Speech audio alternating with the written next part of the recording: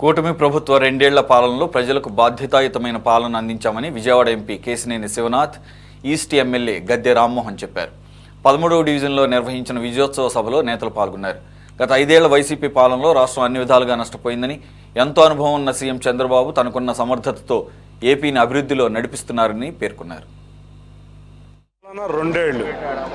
ఈ 2 ఏళ్ల పాలనలో కూటమి ప్రభుత్వం, గౌరవ ముఖ్యమంత్రి నారా చంద్రబాబు నాయుడు గారు, పవన్ కళ్యాణ్ గారు, భారతీయ జనతా పార్టీ ఆధ్వర్యంలో ప్రారంభించిన ఈ ప్రభుత్వం 2 ఏళ్లు పూర్తి చేసుకుంది.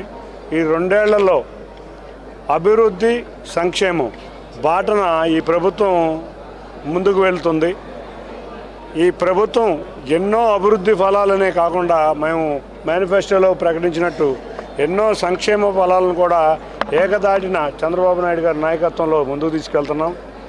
ఇవాళ ఆ రోజు 2024లో ప్రభుత్వం అధికారంలోకి వచ్చినప్పటి నుంచి ఆర్థిక పరిస్థితిని మెరుగుపరచడానికి దేశంలోనే అత్యంత అనుభవజ్ఞుడైన చంద్రబాబు నాయుడు గారికి ఇవాళ గాడిని పెడతానికే చాలా సమయం పట్టిందంటే ఆ రోజు జరిగిన రాక్షస పాలన మన రాష్ట్ర ఆర్థిక పరిస్థితిని ఎంత దారుణంగా తీసుకెళ్తుందో మనం అందరం అర్థం చేసుకోవాలి.